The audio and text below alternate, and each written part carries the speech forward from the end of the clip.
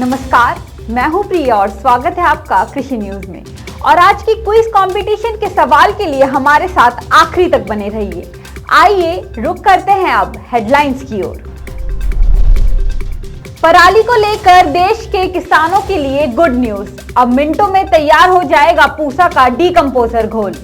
अब अशोक सिंघल के नाम से जाना जाएगा लखनऊ का बर्लिंगटन चौराहा। कैलाश चौधरी ने की अपने जन्मदिन पर अनोखी पहल, गोवंश का करवाया वैक्सीनेशन। देश में गेहूं का पर्याप्त भंडार, खाद्य सचिव सुधांशु पांडे ने कहा। सस्ते दामों में चना खरीदने के लिए नेफेड से करें संपर्क। केजे चौपाल में ड्रोन फेडरेशन ऑफ इंडिया के प्रेसिडेंट स्मित शाह ने की शिरकत।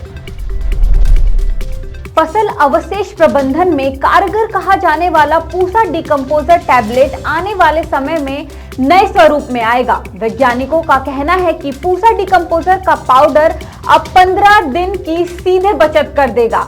इसमें मिनटों में घोल तैयार हो जाएगा। इस पाउडर को पानी के घोल में मिलाकर कभी भी तैयार किया जा सकेगा। बता दें, पूसा डीकंपोजर के पाउडर को परखने के लिए वैज्ञानिक इस साल दिल्ली, हरियाणा, पंजाब व उत्तर प्रदेश के विभिन्न इलाकों के 5000 एकड़ खेत में इसका प्रायोगिक परीक्षण करेंगे। सब कुछ सही रहा तो अगले साल इसे बाजार में किसानों के लिए उपलब्ध करा दिया जाएगा। ऐसे में डॉक्टर A.K. सिंह, निदेशक भारतीय कृषि अनुसंधान संस्था पूसा, नई दिल्ली, का कहना है कि घोल 20 से 25 दिन में फसल अवशेष को कर देता है खत्म। बायो डीकंपोजर के घोल को छिड़कने से 20 से 25 दिन के अंदर पराली का डंठल गल जाता है और वह एक तरह से खाद के रूप में परिवर्तित हो जाता है। राजधानी लखनऊ के बर्लिंगटन चौराहे का नाम अब विश्व हिंदू परिषद के पूर्व अध्यक्ष अशोक सिंघल के नाम पर होगा। मेयर संयुक्ता भाटिया ने बताया कि अंग्रेजों की विरासत को खत्म कर देश के लिए अपना योगदान देने वालों के नाम पर चौराहों का नामकरण होगा। इसके तहत कई मार्गों और चौराहों के नामकरण का प्रस्ताव पास हुआ। बता दें, कुड़िया घाट को डीपी बोरा का नाम देने और डॉक्टर कल्बे सादिक के नाम से वार्ड का नामकरण करने का प्रस्ताव रद्द कर दिया गया है। इसके साथ ही शहीदों, सेनानियों के नाम पर भी रास्ते, पार्क और कॉलोनियों का नामकरण होगा। केंद्रीय कृषि एवं किसान कल्याण राज्य मंत्री कैलाश चौधरी का आज यानी मंगलवार को जन्मदिन है। इस अवसर पर उन्होंने अपना 48वां जन्मदिन गौशाला में गौ सेवा करके मनाया। इस दौरान केंद्रीय कृषि राज्य मंत्री कैलाश चौधरी पशु चिकित्सा टीम के साथ संसदीय क्षेत्र की विभिन्न गौशाला में पहुंचकर लंपी स्किन सहित विभिन्न मौसमी बीमारियों से सुरक्षा और इम्यूनिटी बूस्टर के लिए गोवंश का वैक्सीनेशन करवाया। उन्होंने अपने समर्थकों से भी जन्मदिन को गौ सेवा के माध्यम से बनाने का आग्रह किया। कैलाश चौधरी ने कहा कि मेरे जन्मदिन के उपलक्ष्य पर विभिन्न कार्यक्रमों के आयोजन हेतु समर्थकों व शुभचिंतकों के लगातार फोन आ रहे हैं। मैं आप सभी की भावनाओं व प्रेम का सम्मान करता हूं और ईश्वर को धन्यवाद देता हूं कि आप सभी का आशीर्वाद मुझे मिला है। सरकार ने सोमवार को कहा कि देश में गेहूं का पर्याप्त भंडार है और जरूरत पड़ने पर वह जमाखोरी के खिलाफ कार्रवाई करेगी ताकि घरेलू आपूर्ति को बढ़ाया जा सके।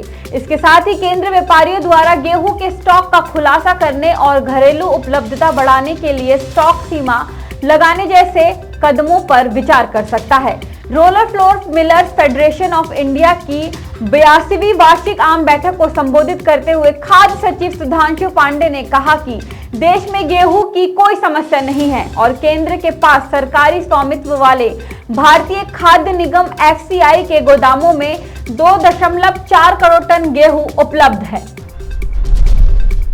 किसानों के लिए बड़ी खबर सामने आ रही है। अधिशेष स्टॉक को समाप्त करने के लिए नेफेड ने चना MSP से नीचे बेचा। बता दें कि मंत्रिमंडल ने 31 अगस्त को अधिशेष स्टॉक के निपटान के लिए नेफेड के पास रखे अधिशेष बफर स्टॉक से 1.5 मिलियन टन चने को निर्गम मूल्य पर 8 रुपए प्रति किलोग्राम की छूट पर राज्य को विभिन्न सामाजिक माध्यमों के माध्यम से आपूर्ति के लिए निपटान को मंजूरी दी थी। इसके बाद अब ये फैसला किसानों के लिए अच्छा साबित हो सकता है। आज केजे चौपाल में ड्रोन फेडरेशन ऑफ इंडिया के प्रेसिडेंट स्मित शाह ने शिरकत की। इस दौरान उन्होंने कृषि में ड्रोन के महत्व पर अपने विचार साझा किए। उन्होंने बताया कि कैसे ड्रोन किसानों के लिए फायदेमंद है, किस तरह से ड्रोन के इस्तेमाल से न सिर्फ समय बल्कि पानी और श्रम बचता है और इसके साथ ही उत्पादन में भी वृद्धि होती है।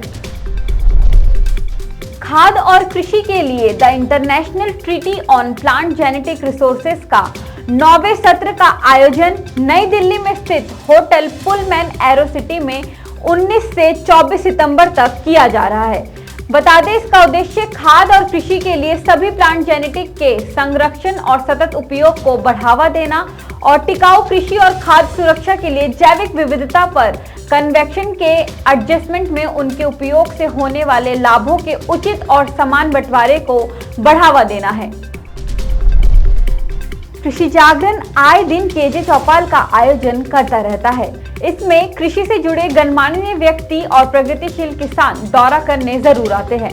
इसी कड़ी में कल कृषि जागरण चौपाल में हरियाणा के पलवल के प्रगतिशील किसान क्लब के अध्यक्ष विजेंद्र सिंह दलाल, प्रगतिशील किसान सरदार ओमवीर सिंह, रमेश चौहान और BR मानी MC ने शिरकत की।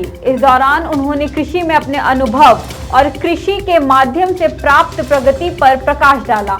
इसके साथ ही हमारे मंच से देश के किसानों को कई महत्वपूर्ण जानकारी से रूबरू करवाया।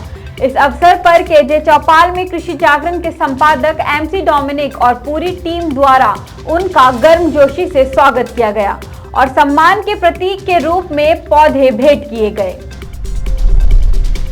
बीते कुछ दिनों से राष्ट्रीय राजधानी में मौसम सुहाना बना हुआ है। इससे लोगों को गर्मी से राहत मिलती हुई नजर आ रही है और दिल्ली वासी इस मौसम का खूब आनंद भी उठा रहे हैं। आज के मौसम की बात करें तो मौसम विभाग के अनुसार आज दिल्ली में हल्की बारिश देखने को मिल सकती है। वहीं इस दौरान न्यूनतम तापमान 24 डिग्री और अधिकतम तापमान 33 डिग्री सेल्सियस होने की संभावना जताई गई है। और आज FTV ऑर्गेनिक के क्विज कंपटीशन में आपके लिए सवाल है कि उड़ीसा में ब्रिंगा क्या है और आपके ऑप्शंस है। नंबर 1, हीरा खानों के लिए जाने जाने वाला एक गांव। नंबर 2, आदिवासियों द्वारा इस्तेमाल किया जाने वाला एक पत्थर का हथियार। नंबर 3, आदिवासियों द्वारा उपयोग किए जाने वाला एक खाद्य तेल। नंबर 4, स्लैश एंड बर्न कृषि का एक स्थानीय नाम। तो देरी किस बात की है, फटाफट से हम इसका जवाब कमेंट करके जरूर बताएं और जीते FTV ऑर्गेनिक के डिस्काउंट कूपन्स और ढेरों इनाम। साथ ही ऐसे अन्य जानकारी के लिए बने रहिए हमारे यानी कृषि जागरण के साथ। धन्यवाद।